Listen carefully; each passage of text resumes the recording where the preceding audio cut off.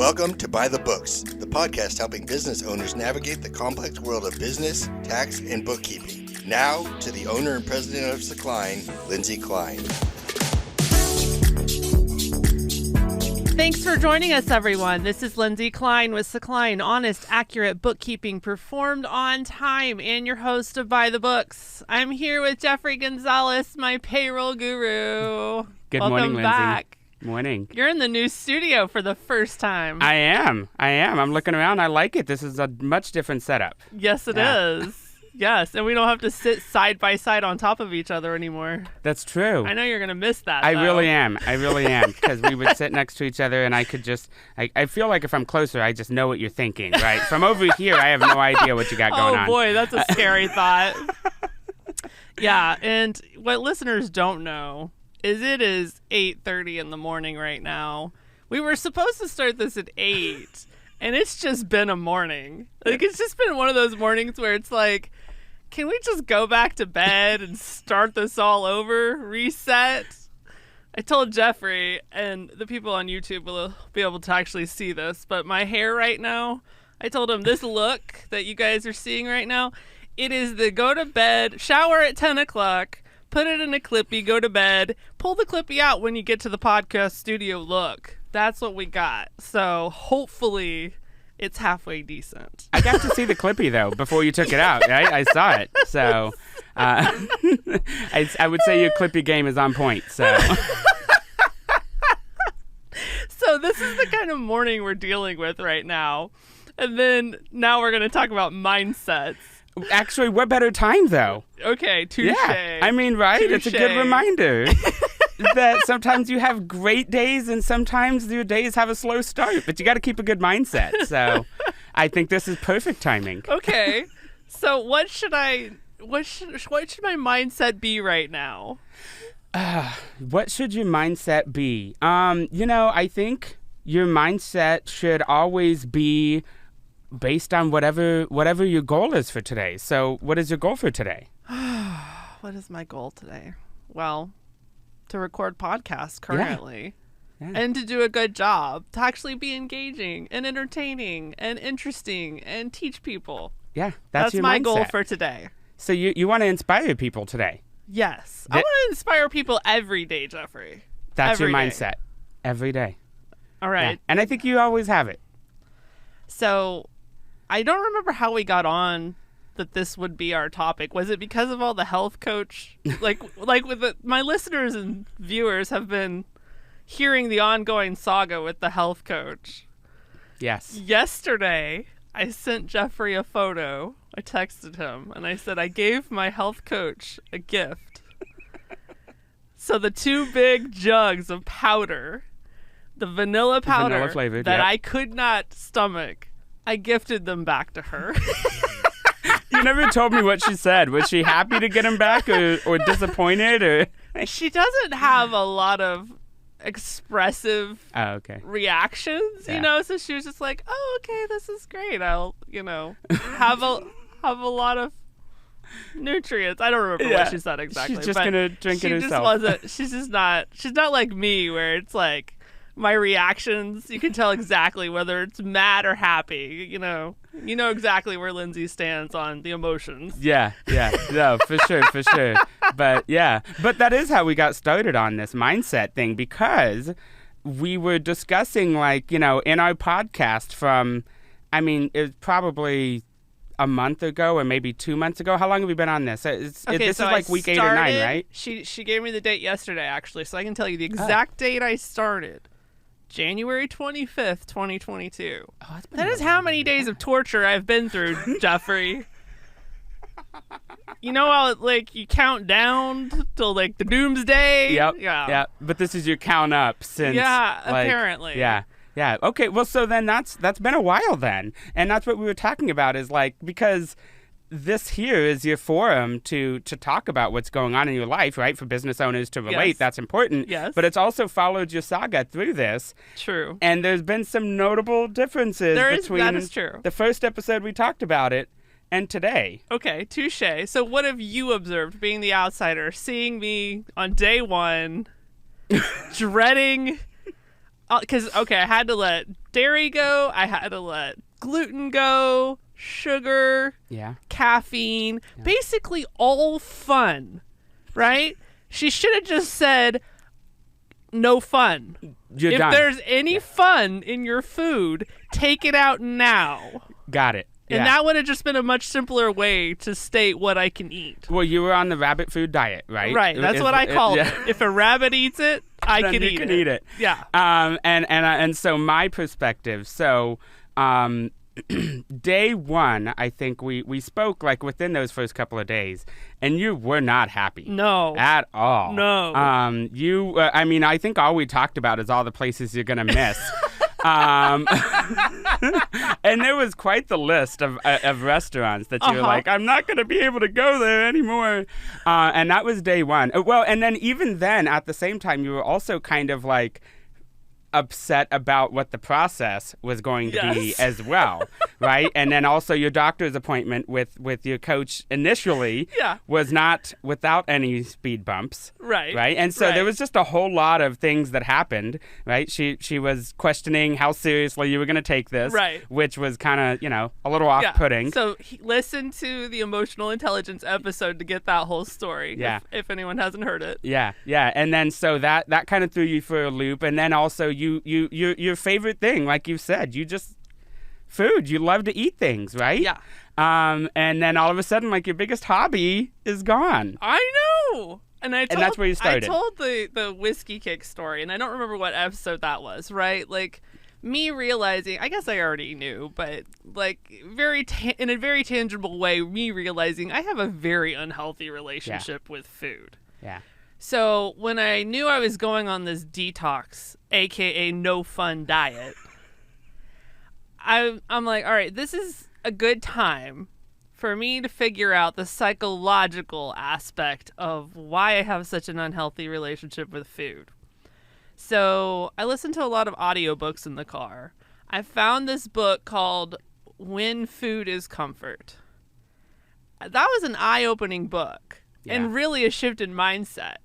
That's what I was just thinking. Yeah. So what you were saying at first, I was in basically just a miserable mindset. Yeah. Then what did you see from there? So, and it happened very slowly, might I add, because it was still several weeks before you started shifting that. But first of all, you started seeing results, right? Because you've been on a health journey for a lot longer than this no fun diet, right? Mm-hmm. And all of a sudden, like some things that weren't connecting are happening for you. So I think that was the first thing where you were like, oh, well, maybe this isn't so bad then.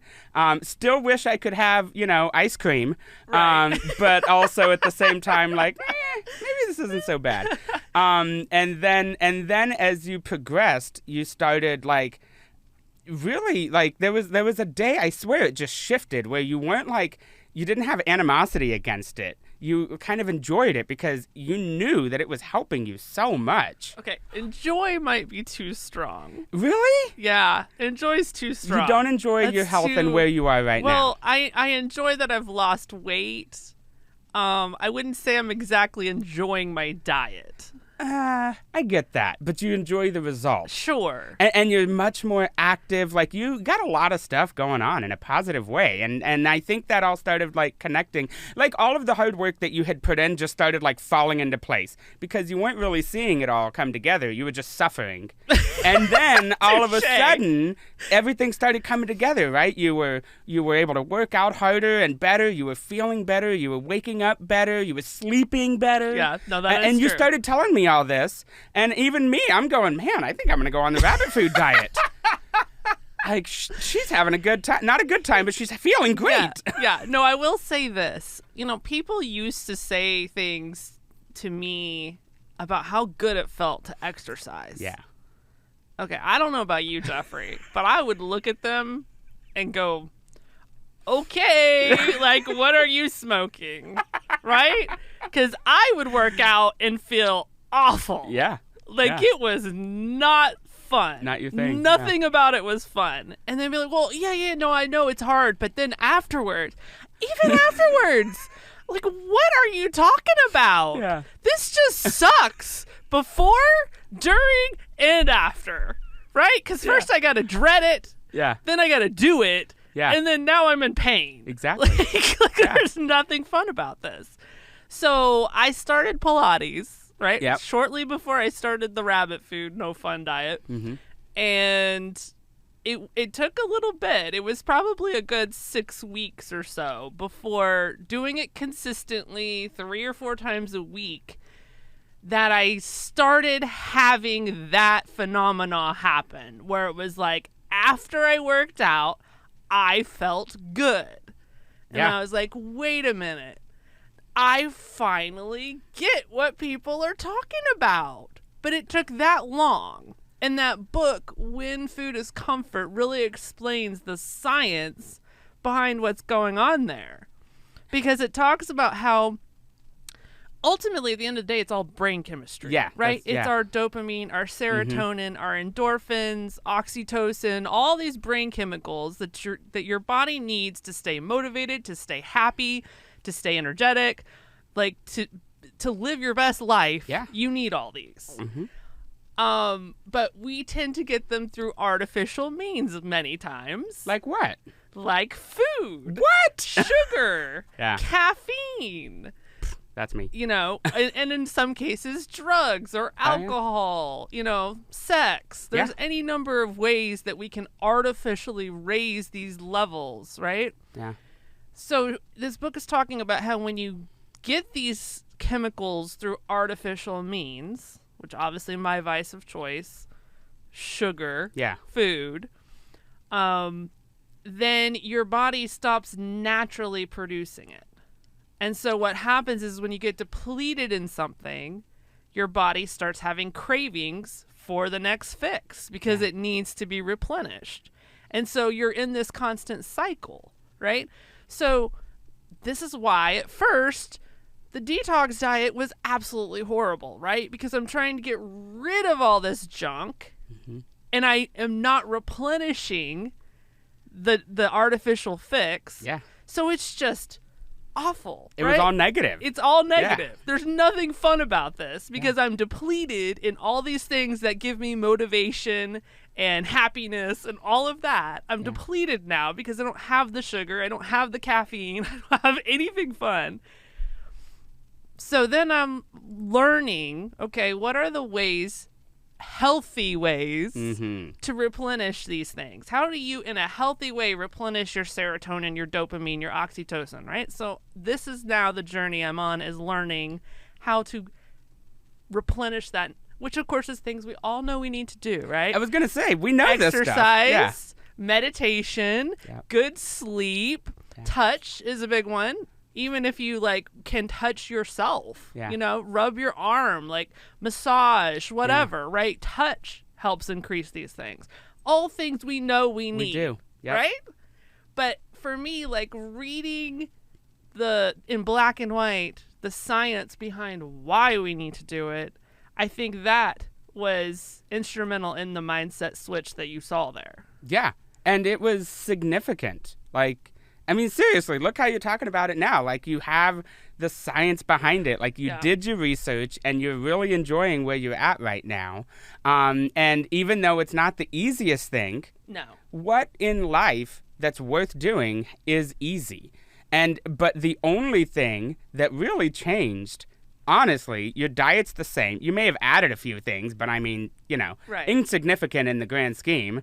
It's still not a bowl of ice cream every day, right? Okay, we will disclose. I did not tell my health coach. Hopefully she'll never find this podcast. Jeffrey and I may have gone to Andy's frozen custard the other day. We went to a networking event together, and afterward, and we were so good during, right? Jeffrey's like, I'm even going to, in solidarity with you, I'm going to skip dessert because they were bringing desserts around on these trays. And I was waiting for you to get one, too, because if you had grabbed one, I would have grabbed one. I wasn't going to do it. Told you I wasn't going to do it. I held strong for you, Lindsay. And then what happened? And then afterward, I'm like, Jeffrey, I need Andy's frozen custard. And he's like, it's not even that good. And I was like, Jeffrey, blasphemy. Wait, before people come at me, I was just saying that to encourage you not to do it, right? It's not good. Don't waste it. I don't want anybody calling me being like, what's wrong with Andy's? Like, Andy's is good, okay? No, Andy's is the bomb. And here's the problem is Jeffrey just simply did not know how to order at Andy's, that's right? fair. Is that a fair statement? I would say that is fair. Did I change your life that night? Not only did you change the way that I look at Andy's, you've completely changed the way I consume ice cream as a whole. Or custard, rather. Custard, actually. So, yeah. Yeah. So, of course we had to go because I simply needed to demonstrate to you how to properly order at Andy's. Yeah. And, if you know anything about me, which you do, Jeffrey, but maybe not all the listeners, when I order like Sally from When Harry Met Sally, right? And you've probably seen this. Yes, right? of course. The menu is just a suggestion. Mm-hmm. Yeah. So I'm just looking at it for ingredient choices, and I'm telling them the dish I want them to make with those ingredients, right? Yeah. Same with Andy's. Yeah. So what I order at Andy's, you're not going to find it on the menu, but it changed your life, right? It's delicious. It's delicious. Give us the recipe again. Okay. Just for any of those who need PSA. it. Yeah. And for those of you that don't have Andy's frozen custard, I'm so sorry. I'm so sorry. If you ever come to the Dallas area, make sure you go. Yeah. Here's what you order. Brownie sundae, which is on the menu, but you got to alter it. Yeah. As much as I like pecans, take the pecans off. No. No. Brownie sundae, extra cherries. And when you say extra cherries, they're going to put like 2 extra cherries on it. So you got to be very specific. I want 10 extra cherries, right? Be very specific about this. This is not a game. This is not serious. a game. Like, don't leave it up to their discretion to determine what extra is. Like, this pro tips here. Yeah. Not only for Andy's, but anywhere. Yeah. All right, so 10 extra cherries and almonds. Now, we learned this trip because they did kind of screw up the almonds. I have now learned I need to be specific about the almonds because what they gave us was almond dust. Right? Which I kind of liked, but you wanted the crunch. I want the crunch. Yeah. And usually they're nice big chunks. Yeah. Like a third of an almond chunk, okay? Which I like. I like that chunk. They gave us almond dust, and that's just not acceptable. So you got to be specific with the almonds, too. Extra almonds. Yeah. And you want chunky almonds. This will change your life. It's like a Black Forest crunch. Is that what it is? Yes. I have no idea what to compare it to, but cherries and almond and brownie. And brownie. Like, how do you go wrong? And their brownie, it's legit. And it was warm. Yep. Under the cold, like Yeah. it was a good It was combo. legit. Yeah. No, I totally get why that would be like what you would choose Yes. to, like, if I'm going to go off track here. For the first time in how long though? You made it like I feel like 2 months. I feel like you were at the 2 month mark. I went a long time because that was just last week? Week before last? Okay. So I went a good 2 months. Yeah. More than 2 months. But let's not forget that. Like, that's just been 2 months since you started this most recent no fun diet. Before that, you really weren't eating things like that That's at true. all. That's true. So it really has not been. It's been. But a while. I was able to cheat more on keto. Well, I know that, but it wasn't like an everyday, that was a once in a blue moon thing. And on keto, see, my version of keto was dirty keto, right? Dirty keto? Meaning, like, I was still eating crap, Oh, but it was low carb crap, right? So I could go to the gas station and there was plenty of options I could still eat because it was technically quote unquote low carb. Yeah. Right? Yeah. That's why it's known as dirty keto. Dirty keto. So there was a lot of things that were sweet tasting that I could eat. Yeah. So I didn't necessarily need the Andes. Obviously you can't beat the Andes, but obviously. yeah. But I had replacements. There's cherries in it. Like, that's a vegetable. And nuts. That's a fruit. That's a fruit. That's a vegetable. What am I talking about? That would be great. And nuts are... That's protein. Right? Protein. Like, high in omega-3 and fatty acids. Like, right? Magnesium. Magnesium. Yeah. And milk. I'm right? totally treading with this. Yeah. So, I feel like we can... So we fully disclosed now that we did have a cheat night. But that's not bad because that has been my only cheat night in almost 3 months now. Yeah. So that's pretty good. That's awesome. So yeah. So just full disclosure that Full disclosure. we did have a a little bit of a cheat night, but it changed Jeffrey's life. I mean, it had to be done. It had to be done. It had to be done. And and it didn't change your mindset on the whole thing, right? Like you still got up the next day and you drank your vanilla shake. No, I did not. I know you didn't. and you ate your rabbit food for the rest of the day. So absolutely. Yeah. So I don't think I've told the audience this yet, but the guy that's in charge of the operations at this place where I go for this health coaching, he decided that he wanted to sit down with all patients and just get feedback. Oh, yeah. And so he brings me into his office. He's like, I just wanted to touch base and see how the program's going for you, you know, and they had me fill out this survey, like, would you recommend this to friends? And I'm guessing, right? I'm deducing from the fact, you know, that I'm a business owner, I'm in business, that this franchise is probably not doing all that well. And they're trying to figure out where the problem is. Yeah. Is kind of what I've gathered. This is just speculation. Yeah. Don't know this for sure. But I'm like, this is Lindsay, right? And I've been recording my journey with this program on my podcast. So you have notes, right? You can just go back and look. Like I have feedback. I literally handed him my business card, which has the QR code for the podcast. I said, start from the emotional intelligence episode. Work your way forward. You'll hear plenty. And then, of course, that didn't stop me from going on an hour-long rant. Did you? About the whole thing, right? What I talked about in the emotional episode about how it all started. Are you really serious about this? Oh, I haven't even told this, I don't think, because it had just happened that day. They tell me I need to bring my own towels. Yeah. What is this about? So a part of this program is infrared sauna, which I think I have talked about that. So they usually have towels stacked up. Well, for some reason, I'm assuming because they don't want to wash towels, they've decided everyone needs to bring their own towels. But then she throws in, well, it's okay if you forget. We'll still have some here. And I'm thinking, I'm just going to conveniently, with air quotes, forget every single time. Yeah. There's no way I'm bringing my own towels. I'm sorry, I'm just not doing that. I'm not doing that. Well, even if you didn't want to forget, you're probably going to forget. Like, who remembers to bring a towel with them first thing in the morning? Like, exactly. Yeah. Yeah, and I usually come at the end of the day, so I would have had to have the towel with me all from day. that morning, you know, whenever I get in my car, all day long.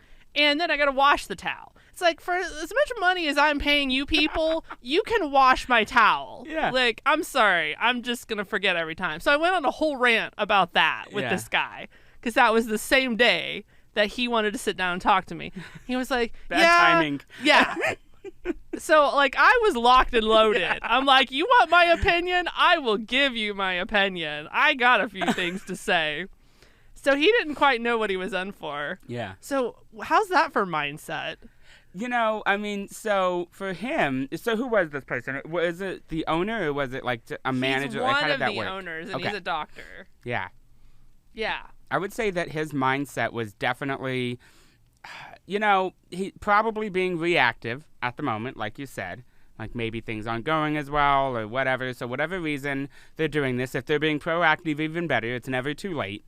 But, you know, you have to be in that mindset of like, what am I going to do today to improve my business, right? Like if you're a small business owner, you need to be asking yourself this on a regular basis, probably daily. If you're an entrepreneur, even if you're not a small business owner, if you have something, a goal that you're trying to accomplish, or, you know, even if you don't have the goal yet, you just know you need to do something more, you need to put in the time to think about that and growing it and making it better. Like, what am I going to do today? And so, you know, for him, if that means that he's going to interview all of his patients, like, that's awesome. If he's the doctor and the owner taking time out of his day to say, you know what, I'm going to sit down and understand person to person where my business is at. Depending on the size of your company, that might not be something that's feasible. But then what's the next best thing? But that's a good mindset that he's in, because there's other people at that clinic. You've said that there's other people. So it's not like there's nobody ever there. Right. There's work to be had.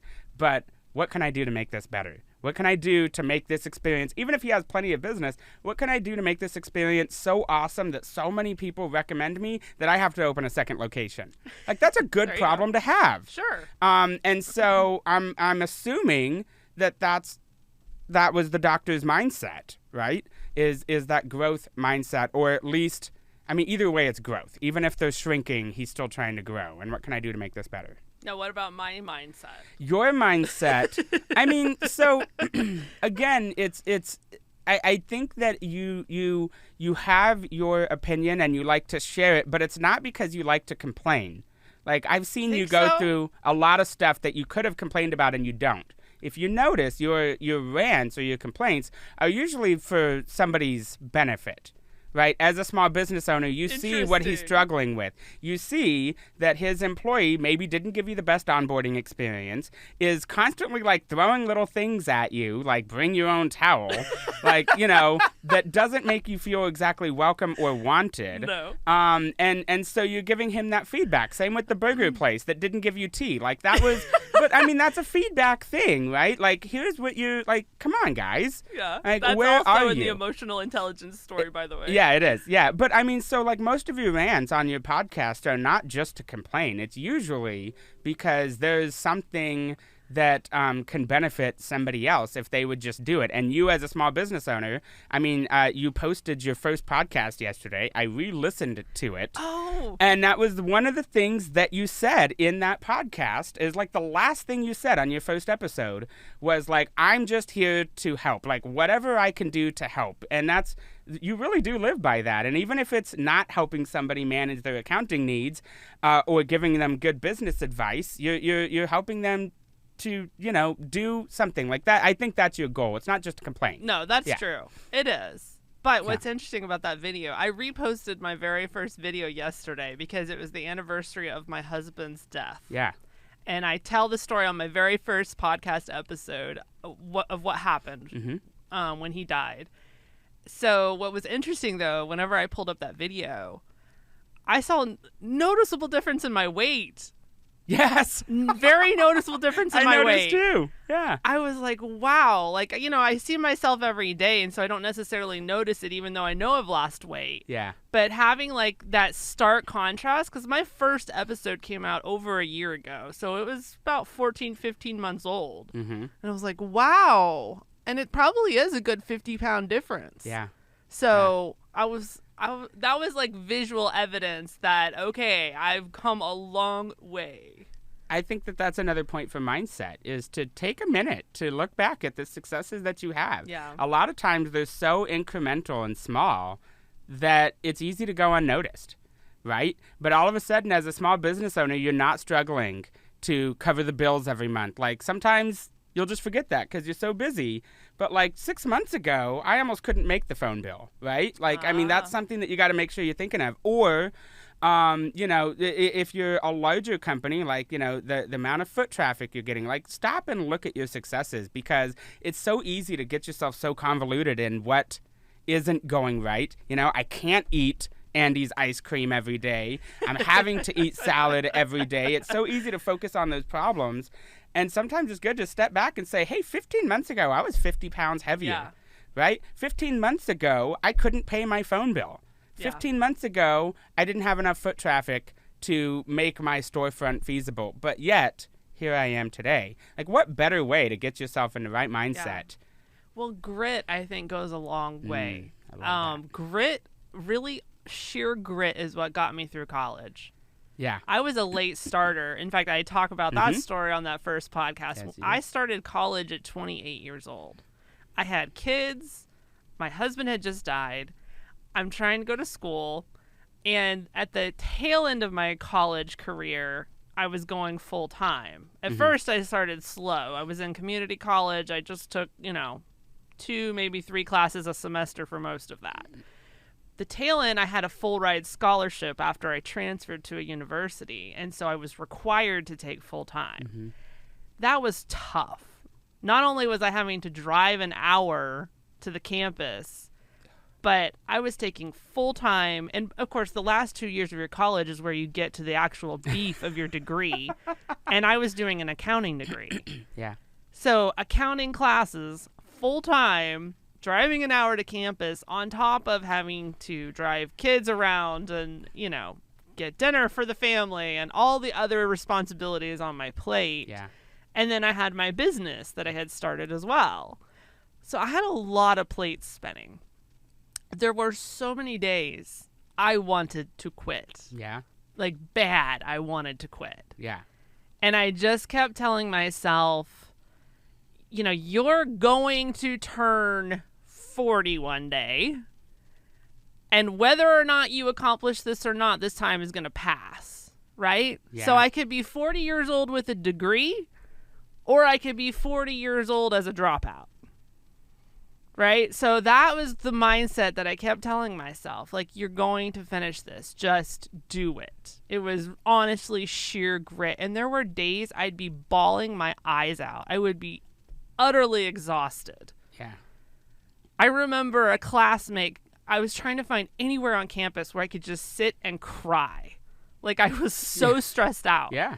And I found this patio that happened to be open. I go out there, I'm the only one out there, and I'm just bawling my eyes out.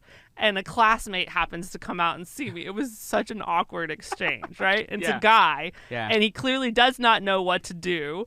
And is trying to make awkward conversation with me, like show that he cares, but also like wants to leave. Hey, kudos on the effort. Good for him. Yeah. And I was mortified. But so that's how hard it was. Yeah. It was really tough. Sheer grit is what got me to the finish line on that. So sometimes that is all you have to get you through. So what you're saying is that you don't always have the right mindset. No. And we need to be prepared for that. Yeah. I mean, do you have the definition of grit? Because if that's... I will look it up. And I don't know if that's something that you've talked about on the podcast before. That would be a good episode. Yeah. But the grit is basically what it is. Do you have the definition? Do you want to say that first? I'm pulling it up. The internet's slow. Basically is what it is when you don't have the right mindset, when you don't have when the cards aren't stacking in your favor and you just pull through anyway. And that's the difference between... Here's Wikipedia. Okay. In psychology, grit is a positive, non-cognitive trait based on an individual's perseverance of effort combined with the passion for a particular long-term goal or end state.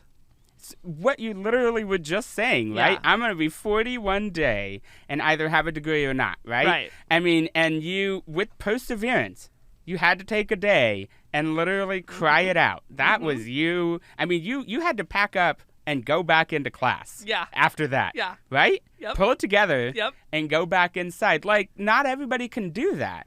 And, it's funny because people look at, I'm sure people look at you. You're successful. And you make it look easy, but it's not. No. It wasn't easy. No. Like, and hopefully it will never get easier, but your tolerance goes higher. I guess that's a good way to put it, right? You get used to it. So, I would wager that if I took you with everything that you know now and dropped you into that same place that day when you were in college crying, it wouldn't even faze you. Probably. I don't know about that. Maybe. No, because your tolerance is so much different. Maybe. And you have the end goal in mind and you just got to power through. And so it's not easy, and people need to remember that it takes a lot of hard work. You're going to cry. And just let it happen and power through. You got to keep that mindset. Maybe the difference is being willing to go through that, like go through the crying versus running away from it. Well, and that's an interesting point because most people spend most of their lives avoiding negative feelings.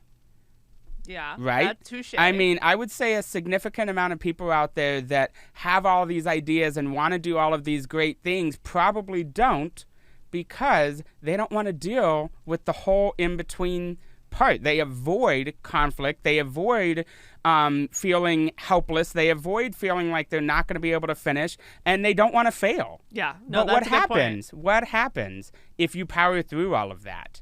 One of my mentors always told me, you're going to fail, so just fail fast. That's good. And I love that. Like, Yeah. that's so freeing to be Yeah. like, yeah, it's going to happen anyway. Right. Right? And it's not that you're starting over. The other thing that was super helpful for me to realize is that just because I failed doesn't mean I'm starting over. Right. I'm beginning again with experience. Like, That's it's good. not back to the drawing board. I've done this once. I know what works and what doesn't now. Right. So even though I'm back at square one, I know what squares 1 through 10 look like Right. now because I went through that journey. And I may fail again, but it's not going to be until square 15 this time. And you know what? Then I can do it again and just keep pushing and keep pushing. But I think that's the difference. And that's grit. Going back to Yeah. what you're saying, that's grit, that's mindset, that's powering through anyway. I would say, and this is probably a big assertion, that anyone that has successfully been in business for themselves has to have some level of grit. Oh, yeah. Yeah. I mean, owning a business is tough. Yeah. Very tough. Yeah. There are so many things that really, honestly, that anyone not owning a business cannot relate to. Yeah. As an entrepreneur, and a lot of times it feels very lonely. Yeah. I mean, it's all on you. Like, you're shouldering it. And especially if you have employees, How many their livelihoods? Yes. are on your shoulders. Huge right? responsibility. How many entrepreneurs, including myself, are paying employees sometimes without paying ourselves, Yeah. right? You're shouldering all the weight of all these working parts, whether that be your client's well-being, your employees' well-being. Yeah. You're trying to keep everybody's well-being and all the cogs turning. It's a lot. Yeah. And sometimes it can be really lonely. Yeah. And Yeah. it's grit that gets you through that, to say, I know there is a better day coming. There is a better day when all of this is going to be better. It is not going to be this heavy, right? Yeah. We can see it only because of our imagination, only because of our dreams, Yeah. only because we've got the goal end in mind, right? Yeah. Not because we can see it today, but because we can see it down the road. Yeah. And that's your mindset. That's the mindset that you have to maintain. And I mean, that's the first step, right? That's the difference. Like, that is what separates those who go through and accomplish their goals and succeed where they want to succeed. And success can be whatever you mean. Like, it doesn't mean that you have to be a business owner. Like, success can be with your family. Success can be with your significant other. Success can be with, whatever. It literally can be anything, whatever your definition of success is. But if you don't have the right mindset, you're not going to accomplish it. Right. And it could be any of those things. Right. And so mindset is what gets you up in the morning. Mindset is the one that makes you say, you know what, nothing has gone right today. I haven't eaten breakfast. I haven't had my coffee. And I am running across town with a Clippy in my hair, trying to get to the podcast studio in time. How am I supposed to bounce back from this? But here you are. Not only have I not had my coffee, I can't have I know coffee. you can't. That wasn't a good example. The coffee part was mine. That was my personal. But what are you going to do to power through that today? And I think it's so important. And mindset is where all of that starts. And sometimes it's all you can do just to show up. Yeah, no, But that's true. But you just got to show up. Yeah. Yeah. That's very true. And that's honestly, that's most of the battle. I was actually telling that to my 16-year-old daughter the other day, because she was just having motivation problems. Like, she has school assignments. I just can't work up the motivation to start the project.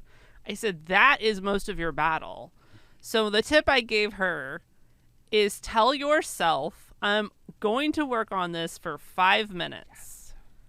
If I want to still quit after 5 minutes, I can. Yeah. Give yourself permission to quit after 5 minutes. Yeah.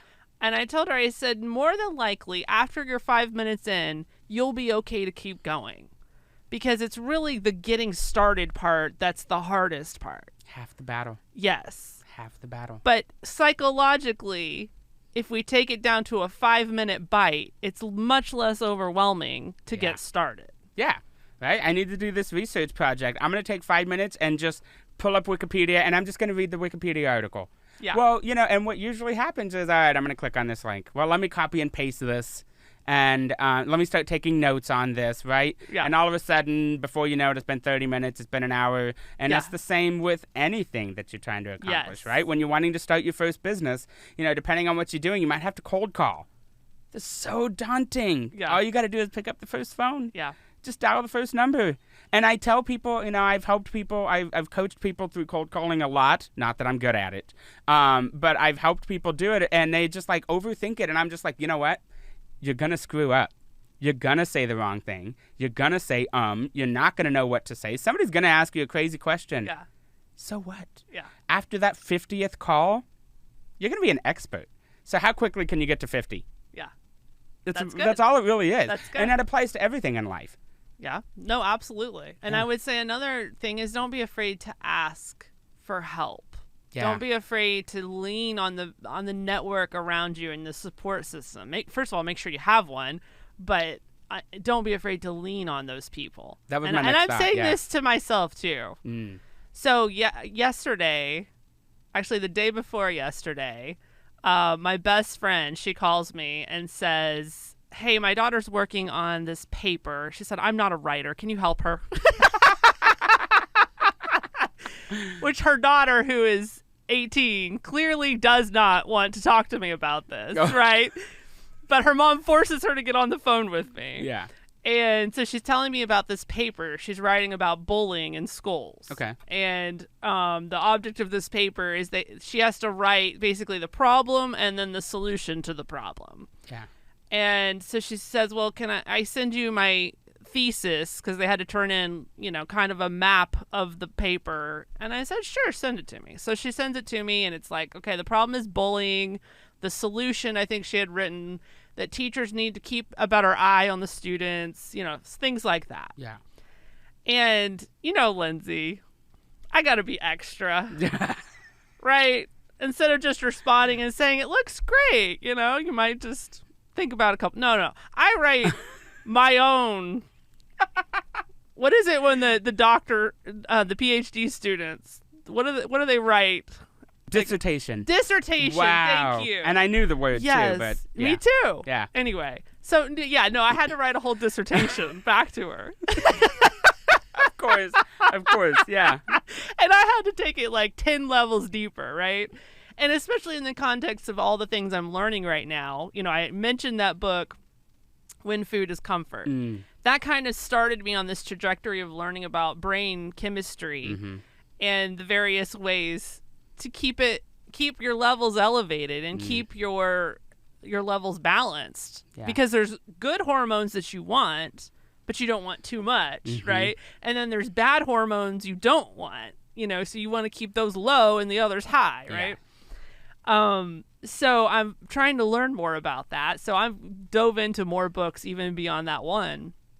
And so I'm seeing a lot of things in that context now, right? Yeah. And because of these books I'm reading and how they play into our emotions, how when those imbalances happen, it feeds into negative emotions, and how when we are balanced, positive emotions, right? And how truly the source of the malnourishment usually starts in childhood, right? Where there's emotional neglect or, some kind of emotional malnourishment or gap in whatever the child needs. That's really where it starts. Okay. So that very much plays into bullying. And so I take this to that place and basically said, I believe a lot of bullying happens truly because of shame. Shame plays into this in a big way, like a negative self-narrative. Yeah. And in a lot of these books I'm reading about imbalances in brain chemistry, our self-narrative plays into it a lot. Did you know that? Yeah. Talk about mindset. Self-talk. If you have negative self-talk, you're actually depleting your good brain chemicals and increasing the bad ones. Yeah. So literally the way we talk about ourselves is affecting our body chemistry. So I start getting into that a little bit, and I gave her this quote from the book Dare to Lead. And I can't remember her first name, but it's written by Brown. Okay. There's this phenomenal quote talking specifically about school settings. And she talks about how so many kids have to carry a heavy armor of protection because of the environment they're growing in. Okay. And she said it's not safe to ask kids to take the armor off because they need it to survive. But she said if schools could be a place where they can take their armor off, that's what it should be. And so she goes into this beautiful quote about how schools and school teachers should be the leaders that allow this to be the environment where kids can, for once in their life, take the armor off. So I give her this quote. Yeah. And I tell her I would argue that teachers scolding kids and watching over kids more actually would contribute more to the problem. Because really all it's doing is perpetuating the child's narrative that I'm bad. I'm a bad kid, right? Which I think is the source. This is my theory, right? Yeah. Not as a psychologist. My theory is that that is the source of the problem. Yeah. Is that their narrative is I'm a bad kid, and that manifests as let's put everyone else down, right? So she calls me yesterday, and this time she's a lot more excited to talk to me Oh, okay. after she got this email. Yeah. And she said, well, I showed my revised thesis because she had gotten really excited about what I wrote. And she's like, I didn't even think about any of this, so I'm going to do this. You spoke something. So, but then she shows it to her teacher, and her teacher kind of just poo-poos on the whole thing. Probably not, maybe not a good word for it, but basically just tells her this needs to be tangible, enforceable changes that you can do in a school. Like, what does that mean, right? Because I think she was So here's the presenting theory, more, but how can I... Right. Okay. How can this actually be implemented, basically? So the daughter who I'm talking, I won't say her name, but who I'm talking to, she's like, I've been staring at my computer screen since 3 o'clock this afternoon, and it's like 9:30. We're on the phone. She's like, I don't know what to write, and I'm just thinking about going back to what I had yesterday.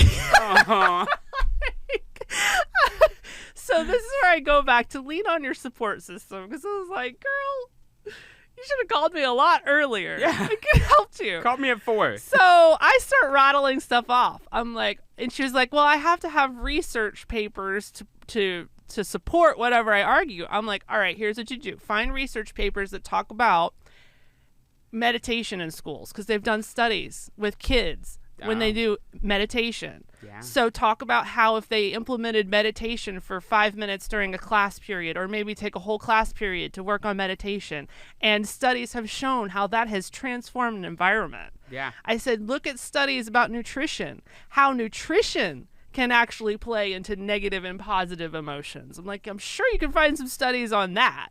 I said, what about the environmental aspect of the classroom, right? And I said, think about places you enjoy going, like a coffee shop. It's warm, it's comforting, you've got the smells and the colors and the comfy places to sit. What if a classroom was like that instead of these hard tables? And It's like a hospital. yeah, exactly. Depressing. It's depressing, Yeah. right? And I said, even some schools have implemented where kids can sit however they want. If they want to sit under their desk, if they want to bring a stuffed animal to hold, like just making the overall environment warm, comforting, giving them freedom to not just sit at a desk, a sterile desk, and write on a paper that way, right? Yeah. That they could actually sit on the floor or sit on a beanbag chair. Yeah. So I'm just rattling off like one thing after another. She's like writing it all down. So she's like, oh, this is great. I have lots of ideas now, right? So I'm like, girl, you should have called me at 4 o'clock, not at 9:30. Yeah. So don't be afraid to rely on your network and ask for help. Because sometimes you're sitting there for 6 hours when you could have made a phone call and gotten through it in 10 minutes. Yeah. You know what I'm saying? Yeah. The spinning wheels. That was a very long way to getting my point. and here's the thing on the other side about asking your network for help. Like, you probably enjoyed that. That was probably one of the funnest things you did that day, was to have that conversation. And I think that at least me and probably others feel the same. Like, I'm like, oh, I don't want to bother them. Like, they're super busy. But, like, they probably want to talk about that anyway. Like, that might be the one thing that, like, they enjoy. Like, they could be having a horrible day, and that's like, yeah, let's talk about this. This is fun. And so never feel bad. Like, always reach out to your network. That's super important, because it's not just about what you can accomplish by yourself, but what you can accomplish with whoever you're working with. Absolutely. I think by and large, we all want to help people that want to improve. Everybody does. Yes. I think everybody is like that. I think that's just human nature. If we see someone that's trying, that really wants to put forth effort towards a goal, we want to help them get there. We want to be part of that journey. So I absolutely agree with you that that's actually fun. Yeah, it absolutely is. I got to say that I've been on both ends of that, right? I've been the person who is trying to help somebody else, right? Like, I haven't done much in my life, but what I have done may be more than what somebody else has done. So I'm going to help them get here, or their focus is different, right? I might be an expert on the best way to, limit, invest in stocks or whatever. Like, those are things that I like to read and I know about, and I love to help people do that. Yeah. But I've also been on the other end where I'm like asking people, like, hey, can you help me with this? Or the most impactful thing I could ever tell somebody is, can you mentor me on this? It's so uncommon. People don't talk about that enough. But, and it's not even that you should have one mentor, right? Like, you should have as many mentors as you get, because everything is so specific. Because I might have one mentor that is extremely knowledgeable about real estate, and so that's my mentor for real estate. And I have another mentor that's extremely good at leadership, and that's my leadership mentor. And just ask people, and I am blown away by how much people want to help every single time. I have never once asked somebody to mentor me or to teach me something that they haven't immediately just jumped up and said, yeah, like, let's do this. Right. And you have to put in the effort. Like, they're not just going to hand you over everything. Right. Like, you have to work for it. But if they see that, they love to help. And I have gotten so much very expensive advice for free. Yes. I mean, people who that's what they do for a living are still helping you because they're like, yeah, like, let's do this, right? And they really enjoy it. And I think so that's so important. So if you need a mindset coach, or not a mindset coach, a mindset mentor, like, find somebody. We all know somebody who just always seems to have it on. And they don't, by the way. Right. Nobody does. Right. But they know how to show up. Right. And they know how to think about that in the right way. And everybody knows that person. They probably think they're perfect. They are not. They are going through some crap, probably. Yes. But that's your mentor for that. Help me. How do you wake up every day with this mindset? Right? Exactly. Have that conversation. Exactly. And they're going to help you. 100% agree. Yes. That's really good. I like that. So, in the next episode that you and I are recording together, we're going to be talking about partnerships and setting up partnerships. Yeah. And everything that we bring as material, we got for free. Yeah. Yeah. From what? From attorneys? Yes. And CPAs, tax professionals. Yes. Like, these are people who charge $400 plus per hour. Right. And to your point. And we got it for free. Yeah. So, and that'll be a good episode. So stay tuned for that. Because I think it's going to be a good one. It's going to be exciting. It's just tangible, like, some really good information that I know when we saw it, because we've both been involved in companies and opened companies and stuff with partners. Right. And I remember when we read through these questions, we were just like, yeah, I never even thought about that. Right, right. It's good stuff. So it's a lot of good info. Yes, definitely stay tuned for that. Yeah. So how can people get a hold of you? They would like to reach Jeffrey Gonzales, if they want to reach me, the payroll guru, they can give me a call. So my phone number is 214-551-4650. Call me if you are looking for, obviously I do payroll, but if you just want to talk about mindset, I love talking about this. Nice. So yeah, I'm here for that. Jeffrey would be a great mentor, actually. Oh, good. Thank you. Yes. Thank you. But that's like the best compliment you could give somebody. Yes. I love that. You would be a fantastic mentor to anyone. I appreciate that. And I'm Lindsay Klein with Klein, honest, accurate bookkeeping performed on time, and your host of Buy the Books. You can reach us at info@sekline.com. We would love to help any small businesses that have bookkeeping needs. Thanks so much, everyone. Until next time, have a great week. Buy the Books is presented by Sekline, honest, accurate bookkeeping performed on time. For more information on Secline services or to get a hold of Lindsay, visit secline.com or email info@secline.com. The information provided on this website and podcast does not and is not intended to constitute legal advice. Instead, all information, content, and materials available are for general information purposes only. Information provided by Secline may not constitute the most up-to-date legal or other information. Listeners should contact their attorney to obtain advice with respect to any particular legal matter and should refrain from acting on the basis of this information without first seeking legal advice from counsel in the relevant jurisdiction. Only your individual attorney can provide assurances that the information contained herein and your interpretation of it is applicable or appropriate to your particular situation.